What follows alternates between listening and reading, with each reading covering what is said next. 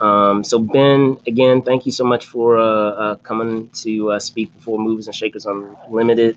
I'll start first. I did a little bit of research, and it had Fright Rags has an interesting origin in terms of how it all started from childhood. That's an interesting tale that you had as a 4-year-old of how you were introduced to horror. So can you talk a bit about that?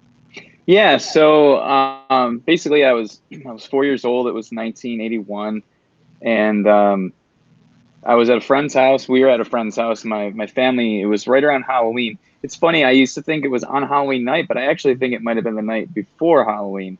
Hmm. Either way, we were roaming around the neighborhood. My parents picked us up, and they were going to go to a party.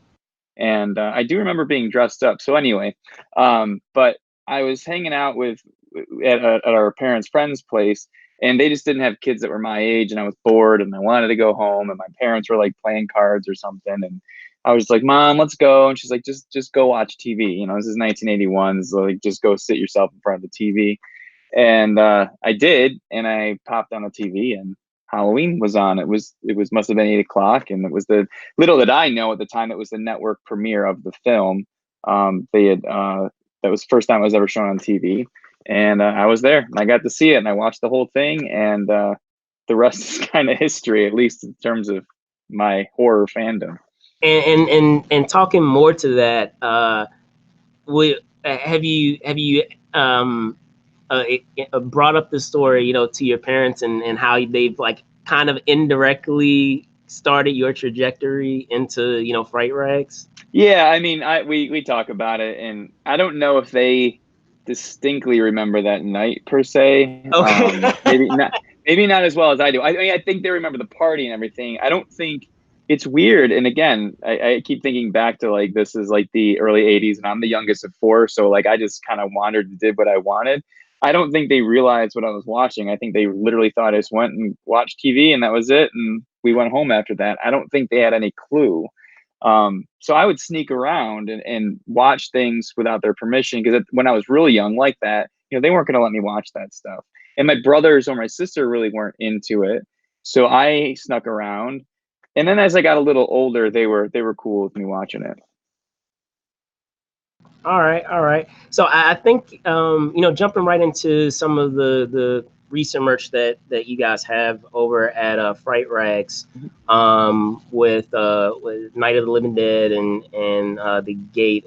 It's kind of cool because these days I feel like we have a small trend, a trend going on right now where nostalgia is very much a thing, and it's funny talking about that because with everything that we have going now and in the direction in terms of where media is going, where we're seeing a lot of things on a streaming platform and something that you can do digitally, you can do anywhere, you don't have to be in front of your television screen to do, and to kind of bring it back to those days of VHS is pretty cool. Because just thinking back on those days of a lot of folks out there, you young ones, I can't believe I'm saying this. You guys don't remember, the Errol's Video and the blockbusters out there. I remember going there, every weekend to see what new releases I could add to my collection. So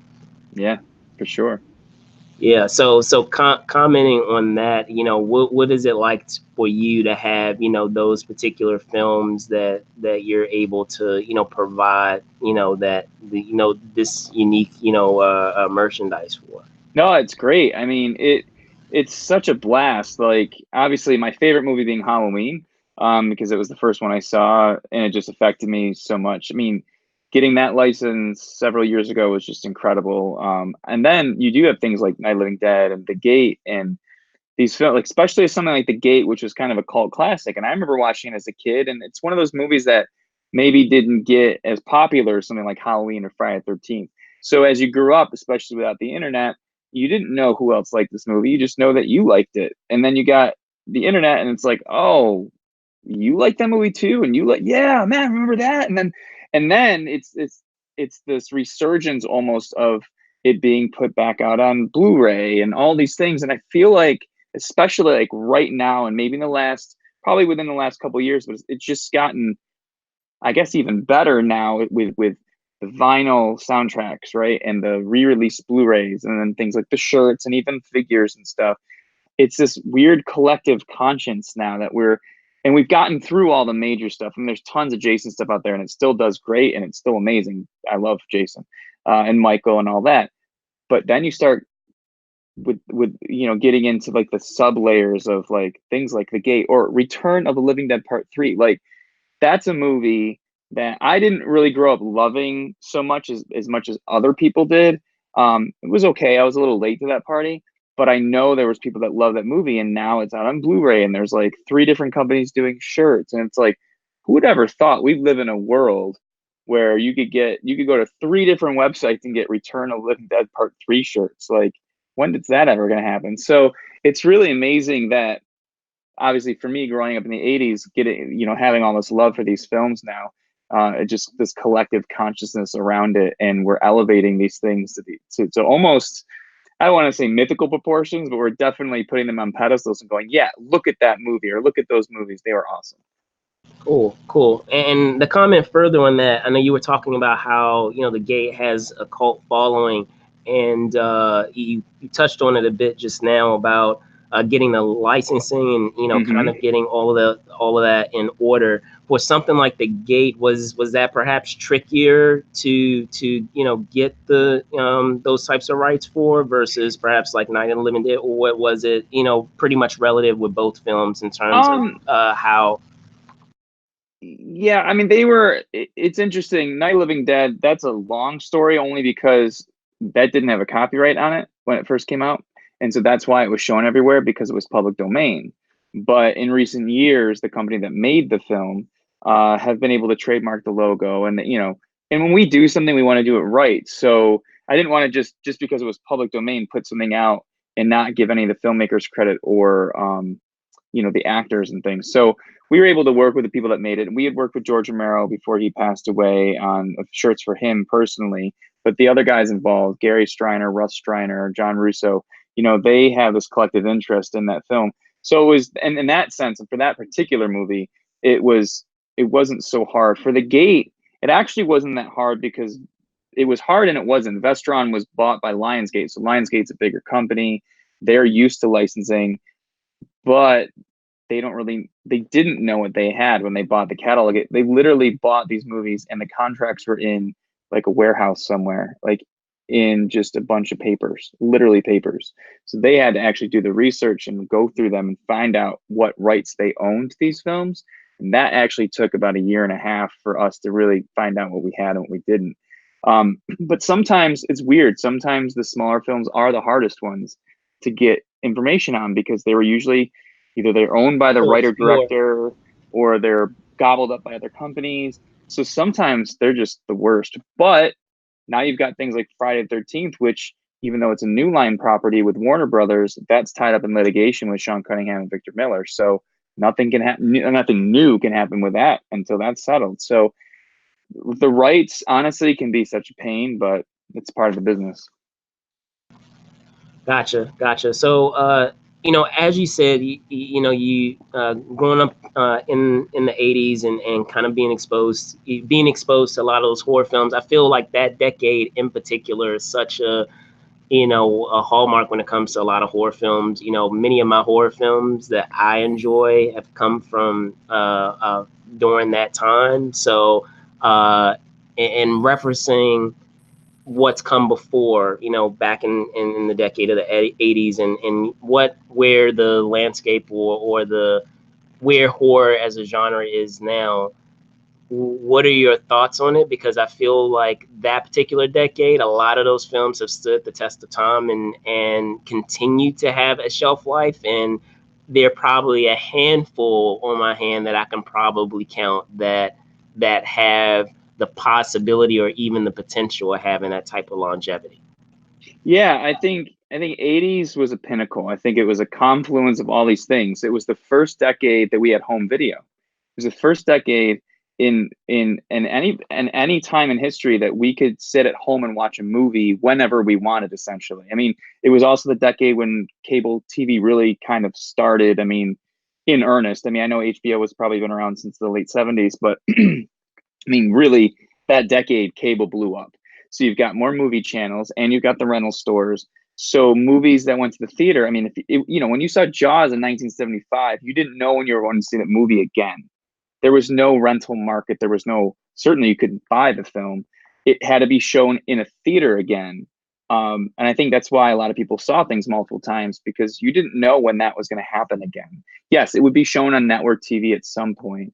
And I think people could bank on that. I remember as a kid, it was an event to watch Superman or Wizard of Oz. It was like once a year, you know?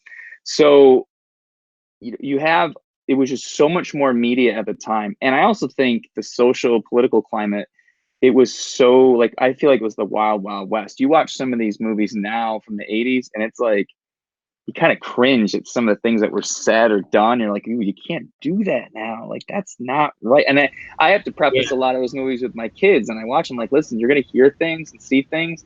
It's not cool now. You can't do that. But it was a different time. And I don't like saying that, but it was. And honestly, it was true.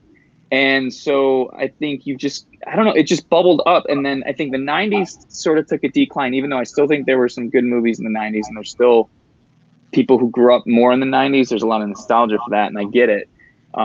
But in sort of comparison to where we are now, I love that horror is sort of, for lack of a better term, sort of grown up. And I don't mean that in sort of like, oh, now we're all like, hoity-toity, but I think there's a lot of people my age that are making movies now that have the 80s in their minds. They want to recreate that. I think there's a lot more smarter horror going on. Not that there wasn't in the 80s, but I think and I think it's also branching out into other things. I think again, society, we're sort of more open to other types of people and races and creeds and religions and things. And I think that's being played with in horror now, that I think is very interesting. With streaming and all that, there's so many more platforms. I almost feel like it's similar to the heyday of the 80s with direct to video and things, where we have, Shudder and all these other streaming services pumping out all this content or getting international content. There isn't a day that goes by that I don't see like something post about a new movie I'd never heard about, and I'm like, oh, and then all of a sudden time goes by and there's been 30 other movies in a week, and I'm like, I can't keep up with it. So Right. I think it's a great time. It's definitely a different time. I don't know how it's going to be 20, 30 years from now for the kids growing up now, because I think a lot of horror is for us as adults. And that's what I'm a little weirded out about, because I feel like back in the 80s, it was for adults, but it was really for kids too. I mean, kids that weren't Yeah. supposed to watch it. And that's where we got our nostalgia from, because we were kids. But my kids aren't watching Hereditary. They're not watching Or Midsummer. I mean, Midsummer. Right. Yeah. yeah. I know there's other horror movies. I mean, they're watching Stranger Things, so I know that there's things out there for younger kids. But I find it interesting to know what's going to happen in the next 20, 30 years for nostalgia for today.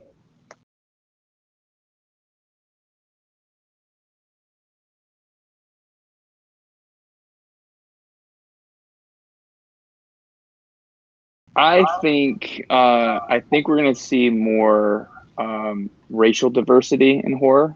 At least I hope so. There was a documentary, I don't know if you saw it, was on Shudder, called Horror Noir, and it was the history of Black horror cinema, which I thought was fascinating. And I think we're going to see more of that, and international. I think we're going to see more of the LBGT community and represented in horror. I think it's gonna, for again, lack of a better term, sort of splinter into these subgenres and be explored. At least I'd like to see that. I think it would be great. I think we need to see and hear from different voices in the community. I mean, again, look at the stuff from the 80s, and when you look at the stereotypes and what you saw, and whether it's Final Girl or the black dude getting killed off first, or the white male this, or whatever, whatever it was, you saw these like stereotypes. And I think it's good to break those. I think it's good to try new things. And I hope we get to explore more of that, and that's where I'm hoping it's going. All right, awesome, awesome. So lastly to close, can you talk a bit? I know we were commenting briefly on, the comment on the merchandise for like 9/11 Dead, the Gate, and we even have the 40th anniversary of Fangoria, which is awesome. Hmm. Are there any additional merch or products that you're excited about that perhaps you can kind of tease, but you can't, really confirm at this point, that may be down the pipeline, perhaps? Yeah, so trying to think if there's anything what's like juicy. Well, one thing I'm really excited is that we're doing Universal Monsters this year. That's something that we haven't done yet. And it's interesting because Universal Monsters is one of those properties that's so old, but every 5 to 7 years, it goes to this sort of resurgence where it's popular again. And I think it kind of waxes and wanes a bit, which again is interesting to think of a property that's so old and yet we're still talking about it today, which is pretty awesome. So hopefully that gives hope for all this other stuff coming out. But I don't know. That's really exciting for me because I love the classics, and it's going to be fun to put our stamp on it. We did announce it already, but we are doing Ghostbusters this month, which is going to be a lot of fun. And then honestly, heading into next year, we're going to be concentrating. I mean, we've got tons of more stuff coming out this year, but we're going to be concentrating on these mini masks that we've been doing, that we did for Captain Spaulding and Alien and Fluffy from Creepshow. We've got a bunch of those in the works. They probably won't debut until early next year, probably around Toy Fair time, but those are going to be a lot of fun. We've been working on those quite a bit, so I'm anxious to show people what they look like. All right, awesome. Well, Ben, again, thank you so much. Really do Absolutely. appreciate your time. Looking forward to not just the merch that you have now, but what you have coming down the pipe. So there you guys have it. Signing off of Movers and Shakers Unlimited. See you guys soon.